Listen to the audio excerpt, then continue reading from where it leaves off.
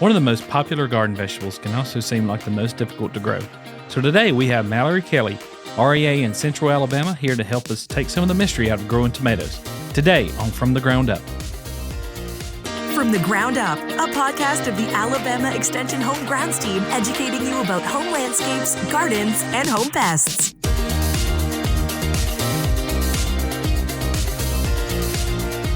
I'm your host, Brian Brown. Welcome to the podcast, Mallory. Thank you for having me, Brian. What is the deal with tomatoes? Why is it so many people have so much trouble growing tomatoes? Well, I think that's because so many people grow tomatoes. Like you said, it's the most popular plant in the vegetable garden, but it's also the most problematic. So if there's an indicator plant in your garden that something's going on, either it's a drift from a herbicide or an insect or disease pressure that is in the area, your tomato is going to be the first one to show you those signs and symptoms and indicate there's an issue going on. What would you say is the thing that affects tomatoes the most? Oh gosh, definitely. It's hard to narrow it down to just one. I would say it depends on the time of the year, if you're early in the season or are you late summer. But our foliar fungal issues are going to be a huge issue. Pretty much every tomato out there is going to be susceptible to early blight, which is a fungal issue that's existent in our soils everywhere. So we can do some integrated pest management strategies to suppress those fungal issues by mulching the soil so that we don't get rainwater splash. Also drip irrigation instead of overhead irrigating our crops. Watering early in the morning instead of late afternoon. There's lots of different things that we can do to help suppress those fungal issues that are there, and they're going to be prevalent and a problem, in addition to then spraying a preventative fungicide on those plants. But then as you get further into the summer, you still have those fungal issues, but then you've got insects replicating, and the warmer the temperatures are for the longer the period of time, the more generations of moss you're going to have, which then you have tomato hornworm, fruit worms, those type issues to go out there and combat so that they're not eating all the foliage or even the fruit off your plants before you are able to collect a harvest. I know there's a lot of, when you buy a tomato in the store, you can look on the tag and there's also codes on there. Right. You want to There's explain? A lot of things to think about before you put that plant in the ground, selecting the right variety. And that is it's a tricky web to sort through. So first of all, what kind of tomato are you wanting to grow? Is it for your salads or to put in a pasta salad? Or are you wanting to grow those large fruit for a BLT in the middle of July? Are you sold on heirlooms? You like the taste and the flavor of those? Or are you more geared towards, you're fine with like a hybrid type tomato? So first of all, that's the type of fruit. Are you wanting small cherry size or are you wanting large fruit? So that's the first thing to consider. When you go to then the garden center, you're going to want to determine where you're putting this plant. Is it going to be in a raised bed? Is it going to be in a pot on your back patio? Or are you tilling the ground and you're planting a row of tomatoes? Or are you putting it in your greenhouse? Different situations are going to be better for different types of tomatoes. When we talk about type, there's determinate and then there's indeterminate tomatoes. So determinate are pretty much all those that we're going to buy in the grocery store. They're growing to a determined height. And that's for commercial production in a field type setting. They can go out and harvest most all their fruit in a short window of time and then replant. And those varieties flush all their fruit in about a 3-4 week time frame. And you also don't have to stake and trellis them so high up in the sky, tying them to the fence in the backyard or, creating all those structures for that. Now, an indeterminate tomato is going to grow indeterminately. Like it can grow 20 feet long until a frost or a disease or something like that kills it back. It will continue to grow. All tomatoes are vines, but there's two different really types. That indeterminate is going to grow for an extended period of time, but just giving you a few fruits here and there throughout the season, where determinate are going to flush all of its fruit at once. So a lot of times people will say, all right, well then I guess I want an indeterminate. Well, because they want to continue to have that fruit. But a determinate variety, you're going to get more fruit at one time, but you don't have to deal with all the staking and trellising, and then you can always succession plant or prune off a sucker and plant another fruit crop coming on behind it. So first of all, determining if you want a determinate or an indeterminate. And then from there, deciding how much insect and disease pressure you've had in your area, how much of a problem have you had growing tomatoes in the past, and then you'll want to look for disease resistance. And that is indicated on the tag, like you were referring to when you go to the garden center. So first of all, what type of tomato do you want? Cherry tomato, big, large fruit, set. Then do you want determinate or an indeterminate variety? And then disease presence is going to determine, like, if the more letters you get on the tag, the more resistance are bred into that hybrid variety. So if it says VFN, TSWV, those are all letters that indicate disease resistance that are bred into those hybrids. But if you go with an heirloom variety, you're not going to have any bred resistance. So your plants are going to be susceptible to all of those issues. So you're really going to have to do a lot of homework before you start planting on tomatoes and planting your garden out, correct? Ideally, to be successful, right? Everybody's growing them, and they're the most popular plant in the vegetable garden, but again, the most problematic. So if you do your research ahead of time, you know what you're shopping for to make the best selection for your home garden to be successful, then you're going to be more successful on the back end with picking the right type for the environment that you have, and then the more disease resistance is definitely going to give you a leg up, especially if you don't like to spray, because putting those fungicides out there can help with some of those. But again, it's not a guarantee. And then if you don't like to spray, then more resistance is going to give you more protection. Yeah, I think a lot of people have a lot of misconception about spraying fungicides because they get funguses on their tomatoes or their plants and they want to cure it. And fungi really doesn't act like that on a plant. You know, once it has it, it has it. There's nothing that you can do. It's not going to heal itself. It has to put on new leaves to overcompensate for that foliage. Exactly. Yeah. So so I get a lot of calls about that, and they think that the leaf is going to heal. So I'm like, well, it's really a preventative. So that's really what I try to stress with people is, hey, you have to prevent this. It's not something that you can cure. Exactly. And a lot of times those fungal issues are going to start on the lower leaves, again, right at the soil surface, where those fungal spores are splashing up onto the leaves. So limbing up your plants so that the foliage is not laying on the surface of the soil, or even, I know when they're really small plants, you can't remove all of the foliage, obviously, but as they grow, removing at least the bottom foot of the plant so that there's space between the ground and those branches and the water can't splash up as much. But then starting that fungicide spray when they're small, then when you start seeing fungal spots, brown, yellow, lesions on the fruit, on the leaves, going in there and picking those leaves off. And then, of course, spraying that fungicide on the green, healthy tissue is going to prevent those fungal spores from then continuing to travel up the plant. Yeah, and cleaning up around the tomato at the bottom of if there's any dead leaves or anything like that, making sure those are cleaned up too is a really important thing, because if there's spores on that leaf, it can splash and kind of work its way up as it continues to splash up the plant. So, and once a plant is done, pull it out. Don't leave plants that are, even when you're finished harvesting at the end of the year, in their tomato cages, sitting out in the garden to just compost themselves. Go ahead and remove them. I wouldn't even add them to my compost pile. Just get rid of diseased tomato plants for sure.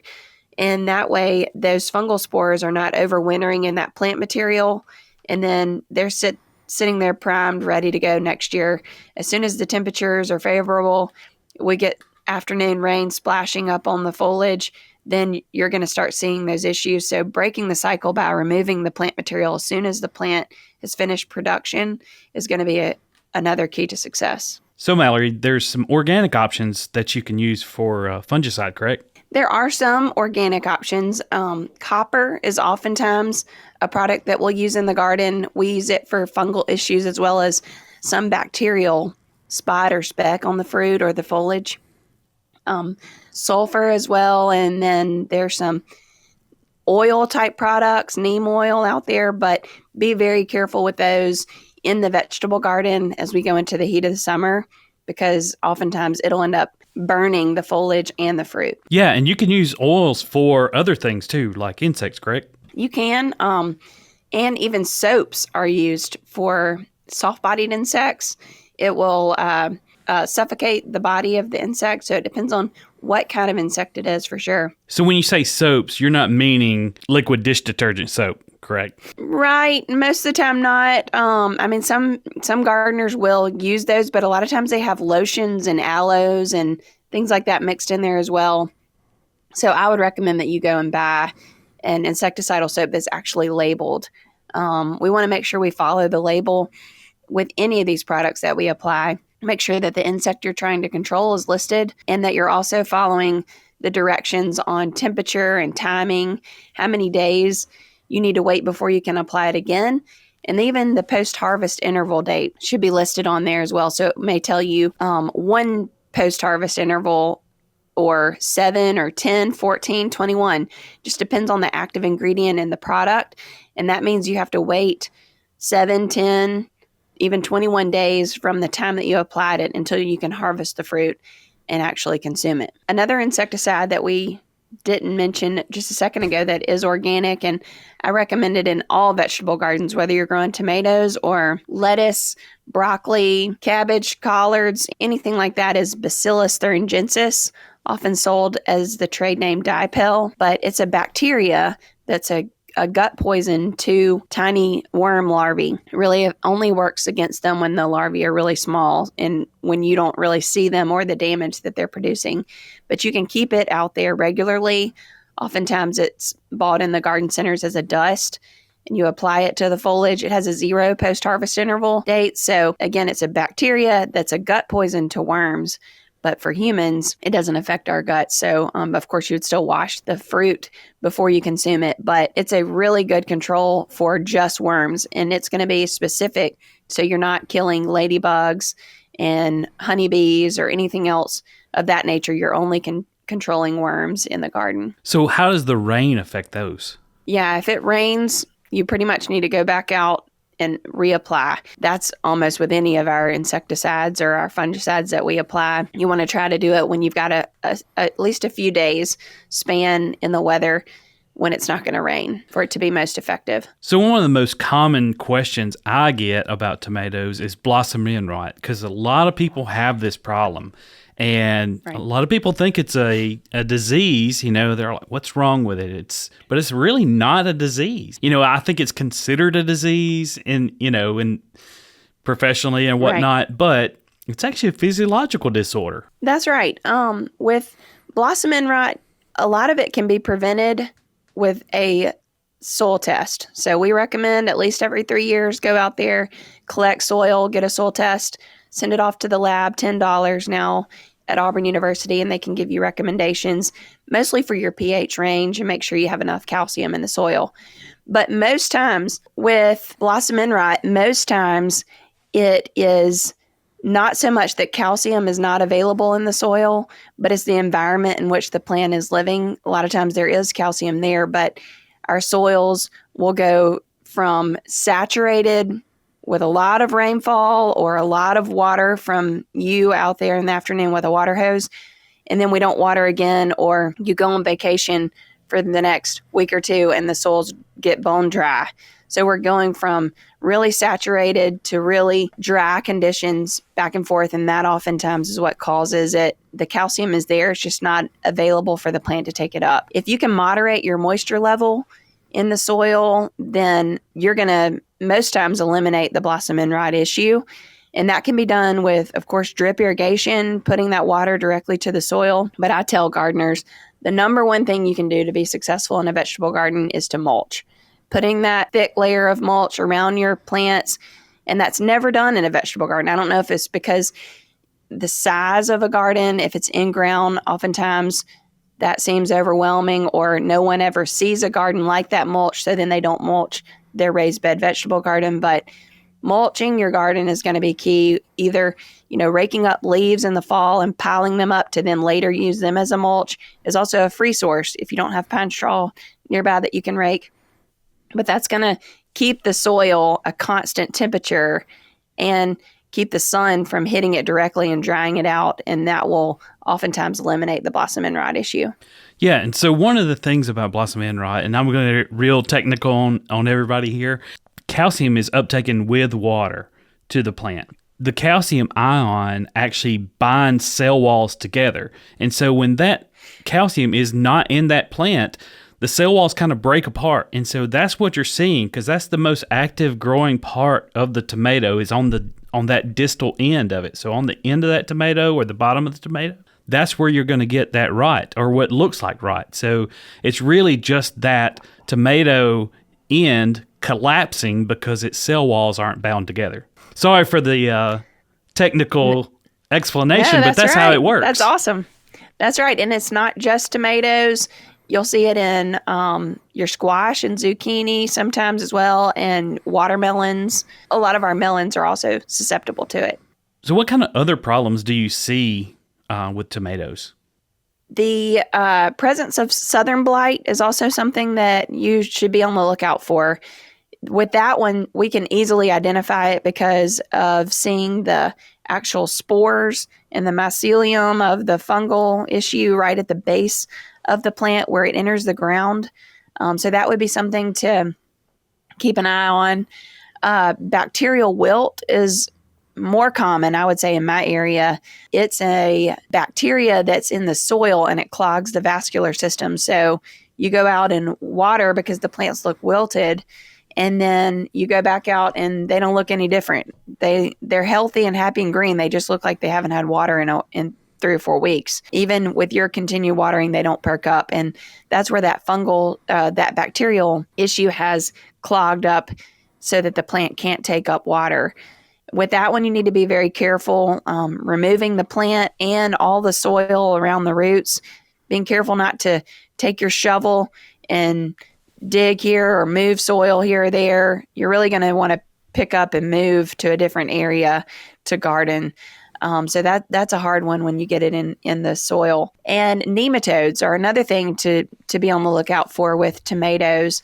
If your plants are just stunted and aren't producing as well as they should at the end of the year, or once they're done with most of their production, make sure you inspect your plants and look on the root system for little knobs and nodules.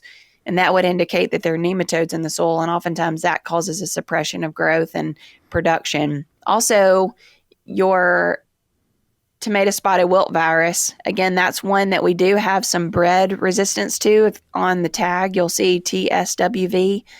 That is a virus that's transmitted by a tiny little insect you can see with the naked eye, but you wouldn't see it unless you're out scouting or looking for it directly.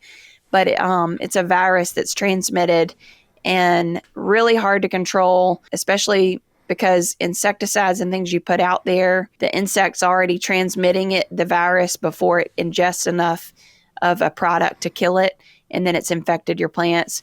More of an issue commercially because of our industry dependence on tomatoes in a field type situation, but homeowners absolutely can get it if you have a plant that's distorted in growth, bronzing of the foliage and yellowing, stunted. And then concentric rings on the fruit is an indication that you have tomato spotted wilt virus. So what about fertilizing? What is the best fertilizer to use on a tomato? When it comes to fertility, soil testing, obviously you want to make sure that your pH is in that mid range, 6 to 6.5. Want to make sure that you've got enough nitrogen, phosphorus, and potassium out there. But remember, tomatoes are vines. So if you over-fertilize them, you may not get a lot of fruit production. You'll get a lot of vine growth. So if your plants are really lush and green and happy, but you're not getting any fruit set, it's probably because you've over-fertilized it. And it's sending more into vegetative growth and not into fruit. So a lot of times I tell people you may need to stress that plant out a little bit. And especially nutrient-wise, And when a plant's in stress, it'll oftentimes cause it to flower and produce fruit as it wants to naturally perpetuate itself with offspring. So just make sure you don't over fertilize, especially with a nitrogen fertilizer. And then the phosphorus is that middle number in a fertilizer bag or a product. And that can build up in the soil over time and cause some issues in the plant. And you can see some results of sometimes if you've got like purple colored foliage or yellowing of the foliage, that would be an indication of some either lack of or toxicity of too much of a nutrient. So, of course, soil testing is going to be your best bet and then following those recommendations. So another problem I get caused about a lot is, especially in the late summer, people having their tomatoes drop flowers. What causes that? Tomatoes dropping their flowers is really due to heat in the summer. We, naturally would not find a tomato growing in Alabama. It's in a mountainous range in South America is where they're native to. So they really don't like our hot, humid summers. Of course, we've hybridized them to find varieties that do better for the situation where we live. But if you do have an issue with them aborting flowers, make sure that, if you have the ability, you could put a shade cloth over them, or if they're in a pot or container, you could move it to an area that gets a little bit of afternoon shade if necessary. Also, just ride the wave and keep putting out that fungicide to keep the plant foliage happy. And then knowing that, cooler temperatures will eventually come. If we're in August, hang on. You maybe can keep it alive until we get some cooler days towards the fall months. There are also heat tolerant varieties that are now, due to hybridization, will do better in our area. And most of the time, those have some type of solar indicator in their name. So solar flare or heat. And so sun master, things like that you can use as an indicator that plant is more tolerant to really hot summer days. Certain varieties that are going to mature a lot faster than others.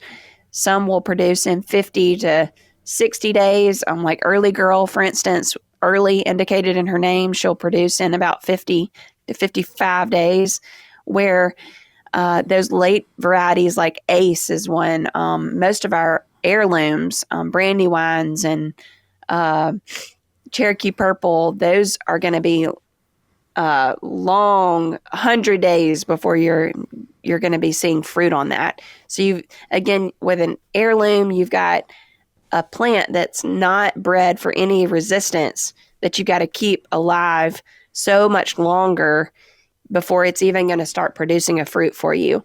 Not to say don't grow an heirloom, but mix in some hybrid varieties in with your heirlooms. So you're not putting all of your bank account in on a certain variety that may end up dying on you before you end up coming into harvest season.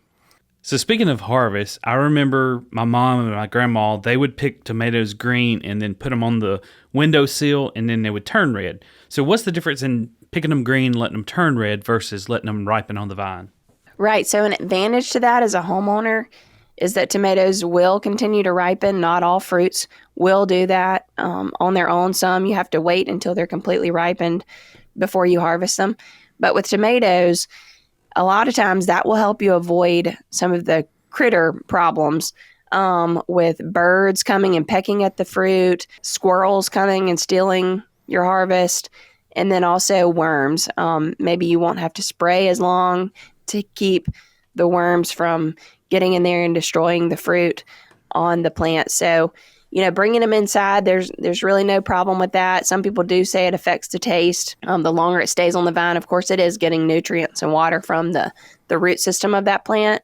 But what really happens on the windowsill is the sugars continue to accumulate in that fruit as it also ripens up and it becomes softer and more tasty, I guess you would say. Of course, I like a fried green tomato as well, but for a BLT, you definitely want a real ripe, juicy tomato.